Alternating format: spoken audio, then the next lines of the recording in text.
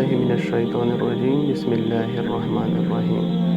میرا نام ہے محمد اسرار خٹک اور آپ دیکھ رہے ہیں دین اسلام چینل۔ میرے تمام معزز سامعین السلام علیکم۔ آج کا ہمارا موضوع ہے سیرت النبی، جس کی پچھلی ویڈیو میں ڈاکٹر اسرار احمد نے بہت تفصیل کے ساتھ وضاحت کی تھی۔ تو آئیے شروع کرتے ہیں سیرت النبی کا تیسرا حصہ۔ ہمارے یوٹیوب چینل کو لائک کریں، سبسکرائب کریں اور یہ علم دوسروں تک پہنچائیے۔ شکریہ۔ میں نے دو اعتبارات سے حضور کی عظمت، حضور کے مقام و مرتبہ کو اپنے بیان کے دائرے سے بلند و بالا، برتر، اعلیٰ، عرفہ اور اس اعتبار سے خارج قرار دیا ہے۔ ہماری سمجھ میں حضور کی عظمت کے جو پہلو آ سکتے ہیں وہ ہے آپ کی عظمت بحیثیت انسان، لیکن ان کا بھی تجزیہ کریں گے تو اس کے بے شمار پہلو ہیں۔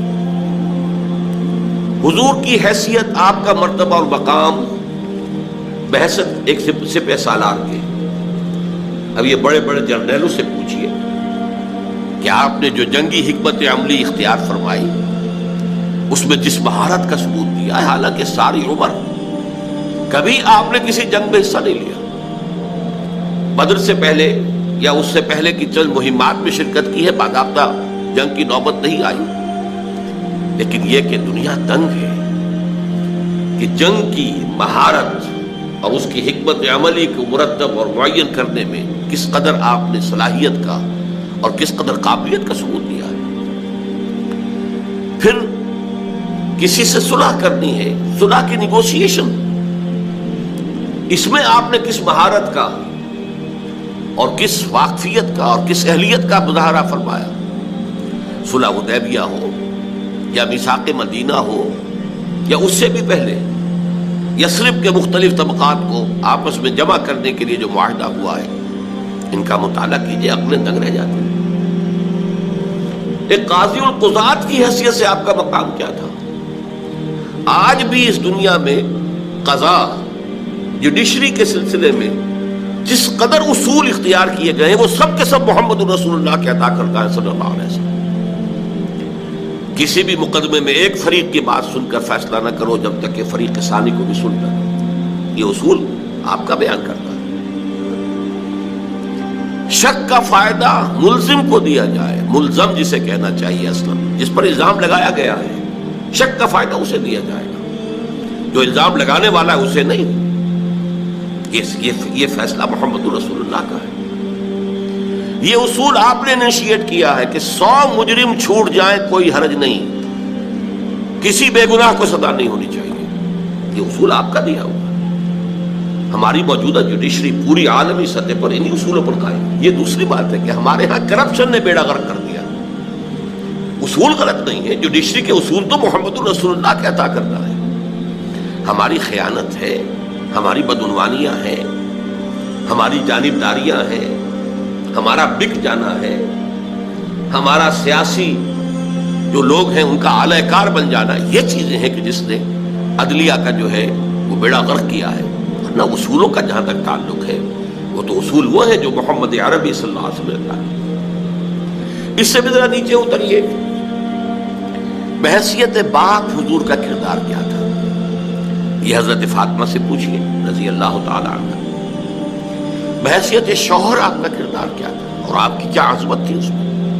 یہ حضرت عائشہ سے پوچھئے، حضرت حفصہ سے پوچھئے، حضرت ام سلمہ سے پوچھئے رضی اللہ تعالی عنہ۔ پھر یہ کہ ایک داماد ہونے کی اعتبار سے آپ کا کیا کردار تھا؟ حضرت عمر سے پوچھئے، حضرت ابوبکر سے پوچھئے۔ گویا کہ جتنے انسانی علائق ہو سکتے ہیں ان کے اعتبار سے بھی آپ کی شخصیت کی عظمت، آپ کے کردار کی بلندی، یہ وہ چیزیں ہیں کہ جو ہماری سمجھ میں آ سکتی ہیں۔ ایک داعی کی حیثیت سے آپ کا کیا مقام ہے، ایک مربی کی حیثیت سے آپ کا کیا مقام ہے، ایک معلم کی حیثیت سے آپ کا کیا مقام ہے، یہ چیزیں ہیں کہ جو ہماری سمجھ میں آ سکتی ہیں، ان کا کچھ نہ کچھ ادراک و شعور ہم کر سکتے ہیں۔ لیکن ان تمام حیثیتوں کو داعی، مبلغ، مربی، مزکی، میں ان کو جمع کرنا چاہتا ہوں ایک لفظ میں، ایک انقلاب کے داعی اور ایک انقلاب عظیم کے برپا کرنے والے کی حیثیت سے آپ کا مقام کیا ہے؟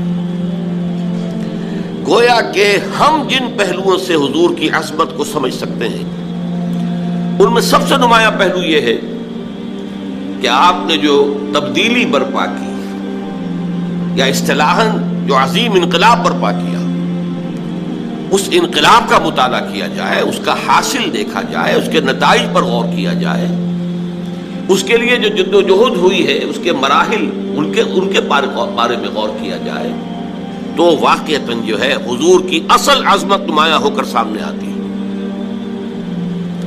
چنانچہ یہ ہے وہ عظمت آپ کی جس کا کہ اقرار اور جس کی گواہی پوری دنیا نے دی، اور واقعہ یہ کہ یہ 20ویں صدی اس اعتبار سے نمایاں ہے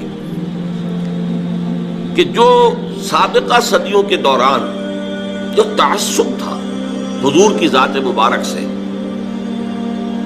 غیر مسلموں کو، وہ رفتہ رفتہ اس صدی کے دوران ختم